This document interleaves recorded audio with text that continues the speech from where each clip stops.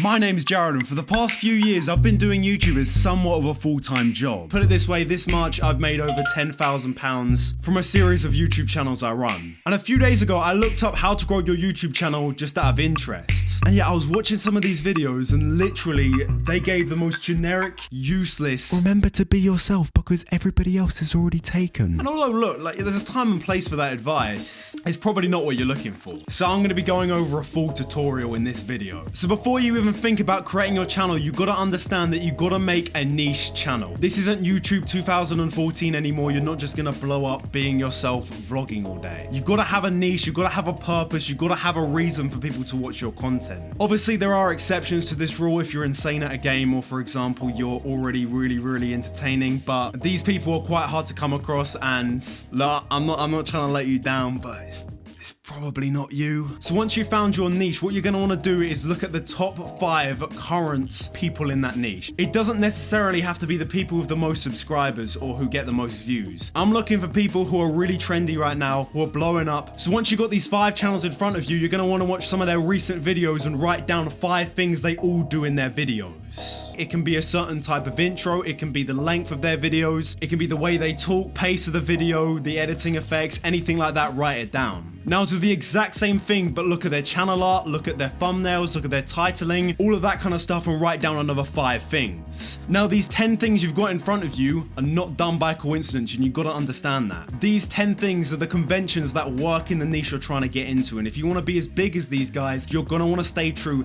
to these 10 things. Keep these 10 things safe and apply them to everything I mentioned in this video. So let's get into setting up your channel, alright? A lot of people get tied up on their username and spend like days upon days trying to think of a good name. Literally, it doesn't matter. You just need to make it memorable, easy to pronounce, easy to spell. It's really not that hard. My best advice is to get an existing word and change its suffix, or just combine 2 existing words together. Also, try and stay away from really generic names such as Ryan Reviews Tech. Try and change it to just Ryan and then your second name, or if your second name is like really complicated and hard to pronounce, either use your middle name or just completely make up a second name. In terms of your channel art, so your banner and your profile picture, just make it clean, professional. See what other people in your niche are doing, if they got a picture of their face, if they got a logo, and just do one accordingly. If you don't know how to create logos or anything like that, what you can do is you can just simply go onto Fiverr, hire somebody for about $5. My best advice for hiring on Fiverr is that you're going to want to get somebody with revisions. In terms of your channel bio, you're just going to keep it as simple as possible. Make sure all the information is accessible for companies and brands trying to reach out to you. You can either like summarize your channel and it's like USP in a few words, or you can either just make a dumb joke. It literally doesn't even matter. So let's move on to the advanced settings page, and for this what I'm going to be doing is actually just hopping on YouTube.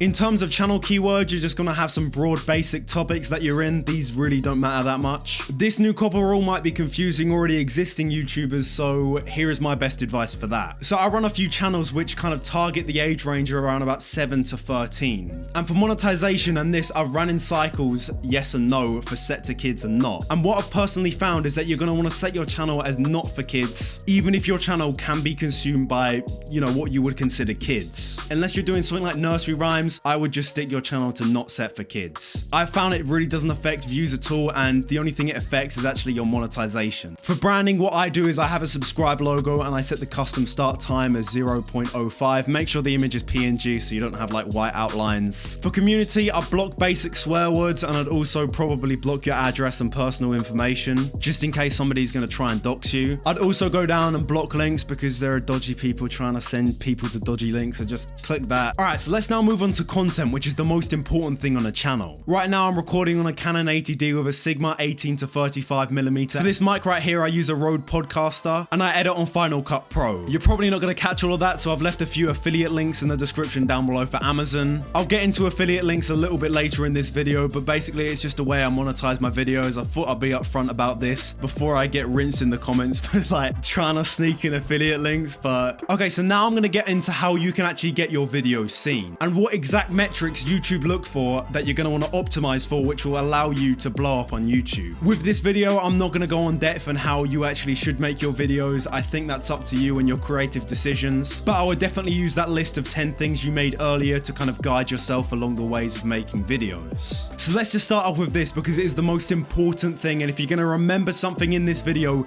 you're going to want to remember this. So YouTube look for three main things when considering to promote your video, and I'm going to rank them in the list of importantness. So number one is going to be click-through ratio. This basically means the amount of people that click on your video when they see your thumbnail and title. The second most important is going to be average view duration, which is basically how long the average person watches your video for. The third and least important thing is how long ago this viewer watched one of your videos. But in short, it means if a viewer has watched your video recently, your newer video is more likely to be recommended to them. If you want to look into why this is, it's because YouTube knows viewer profiles change all the time and your habits as a viewer is going to be constantly changing. So the more recently you watch somebody's video, the more accurately that content represents your viewing habits. But look, put it in this very simple and blunt statement. If you sustain a video which has a plus 6-minute average view duration, over 10% click-through rate, it's going to get 1 million views. That is obviously assuming that the video sustains these metrics throughout its lifespan, which obviously is easier said than done. So now I'm going to get into the two types of videos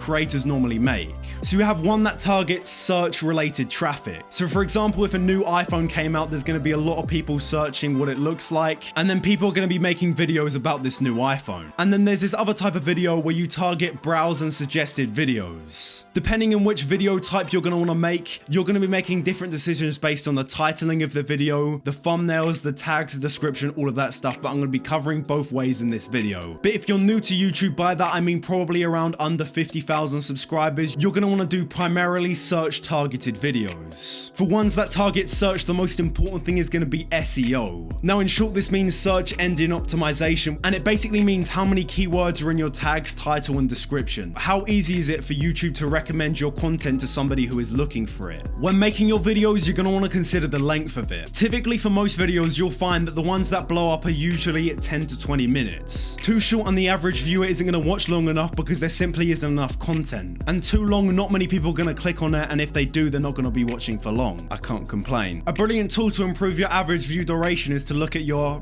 relative audience retention. And look, I'm going to show you where to find it right now in YouTube Analytics. So let's take this video for an example, and I'm going to want to go down to the average view duration section over here, and I'm going to want to press see more. Now right now it's on audience retention. You're going to want to switch it to relative audience retention, and in short, what this feature does is it compares your video with similar videos around the same length, and this gives you a good indication at where your videos are lacking. For example, as you can see from the get-go on this video, I'm above average, and I kind of maintain this above average until I hit the 11 mark where it dips for some reason. So what I'm going to want to do is I want to go to the 11-minute mark and see where I messed up, and boom, I can probably find it right here. It's where I basically just started ranting about the experience. So maybe for future references, what I'm going to want to do is cut that bit out because a lot of people clicked off. Here's some of my personal advice for improving your AVD. In the first 20 seconds, the video should start, and that may be the contributing factors of why you're still watching this. Also, try to explain exactly what the video is in the most short and simple way possible. Like Mr. Beast is an absolute master at this. If you want to get better at it, just watch a Mr. Beast video, watch the first 20 seconds and you'll understand why people give him so much praise. Let's get into thumbnails and titles, which is going to be CTR. So the general rule on YouTube is the shorter and more simple the title is, the better. And definitely videos trying to target browse and suggested traffic, this is definitely the case. But if you're trying to target search, it may be worth extending your title and adding more keywords in it. A huge thing as well is I would recommend planning and making a thumbnail before your video. This is absolutely vital and essential, and for my other channels I do this all the time. When I'm thinking of video ideas, I'm not thinking of how can I make a 10-minute video, I'm thinking of how can I make a thumbnail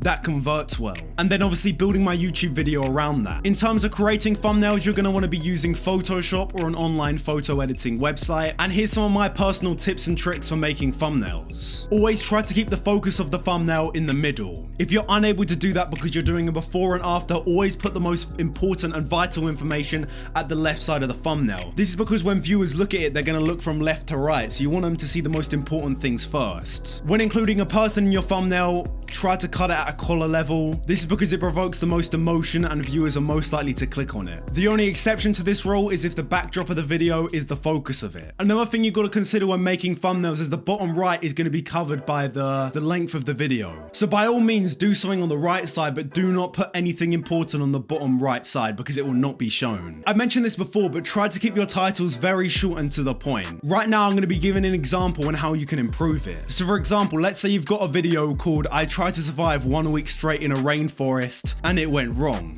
Now that's an alright title, but a better one is Surviving 1 Week Straight in a Rainforest Challenge. Now you see, here's a tip if you're ever going to try and add tried in your title. First of all, don't do it. Add a dash, add challenge. The challenge is implying that it's a challenge in the video you attempted the challenge, not actually completed the objective, therefore ridding you of misleading title and thumbnail accusations, while maintaining a clickable and interesting thumbnail. You're welcome. But in all seriousness, it's these kind of like little tips and tricks and flipping around of titles that really does add up over time, and that could add 0.5% click-through rate, which could over time lead to an extra 100,000, 50,000 views. So literally every word in the title matters. So in terms of your tags and description, if you're making a video targeting browse and suggested, you basically don't need to pay attention to either of these. But now if you're making a search related video, your tags and description are going to be your most important thing. When optimizing for search, you got to understand that title is the most important, description is the second most, and tags are the third. For some reason on YouTube, tags get all the spotlight, when in actuality, like, a description is more important. And also when writing titles and descriptions, the closer the information is to the top, the more important YouTube are gonna deem it. When trying to think of keywords, you've got long tail keywords and you've got short tail keywords. In short, this means very specific versus broad key terms. Now, the smaller you are, the more long tail you're gonna wanna use. The bigger you are, the more short tail you're gonna wanna use. Use your own judgment here, but an example of a short tail is gonna be making cakes. A long tail keyword is gonna be what baking tray to use when making carrot cake. Something maybe only a few thousand people will search, but you're probably going to rank higher if nobody else has included it in the description or tags. I could literally go on for hours about search engine optimization, so if you do want a whole video about that, please let me know in the comment section down below and subscribe, so if I do end up making it, you can be alerted, and plus I want 10k subs. So in terms of likes and subscribers gained from a video, the subscribers gained from a video I have found literally does not matter at all, but the likes on a video, I've heard a lot of people saying it doesn't matter, but for me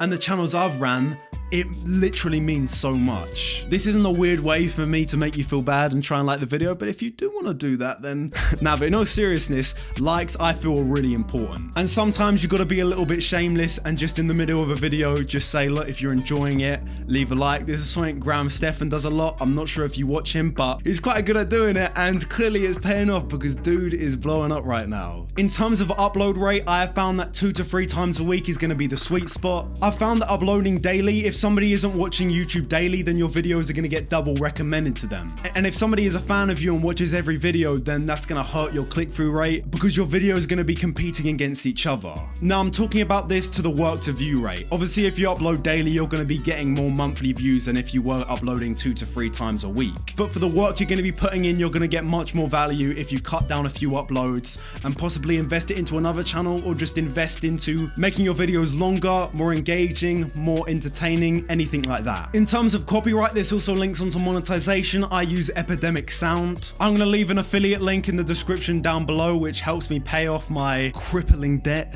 Then do feel free to use it. It doesn't cost you any extra, and if you're going to do it anyway, it'd help me out. Okay, so that should be it for how to grow your channel. There's probably a few things here and there that I have missed because I'm not a machine. I do make mistakes, okay? Do feel free to comment it down below, and if I have any time, I'll be sure to reply to your comment. But let's get on to monetizing your videos and making money, the bit you have all been waiting for. So let's start with the obvious, which is obviously going to be at YouTube AdSense. So you can apply for AdSense when you reach 4,000 watch hours and 1,000 subscribers on your YouTube channel. Now this may seem a lot, but in all honesty, you're probably not going to be making much, if anything, before hitting these requirements, so don't let this put you off. Do realize that if you're having a tough time with your channel now, growth is exponential, and this week you could be gaining 10 views a day, and next week it can be 100 views a day, week after that it could be 1,000, etc. If you are already monetized, here are some tips. I think at this point you've obviously heard YouTubers talk about making videos 10 minutes so you can add pre-rolls in them, but what people don't understand is that you got to kind of balance out your video. You can't just put 10 ads in a 10-minute video. And I'm not saying that because, oh, it's wrong, it's unethical, because like, I mean, I'd do it if it worked, but it just doesn't. This is because the more ads you put on your video, people are gonna hate you, people are gonna click off the video, and it's gonna decrease your average view duration. What I recommend doing is when editing your video, have a piece of paper or just like a Word document out and write the time of the most suspenseful bits of the video. And then obviously you can add them in the most suspenseful parts, like now. If you didn't get an ad, consider yourself lucky. So unless you've been living under a rock, then you'll know about demonetization, and this is when YouTube doesn't let ads play on your video.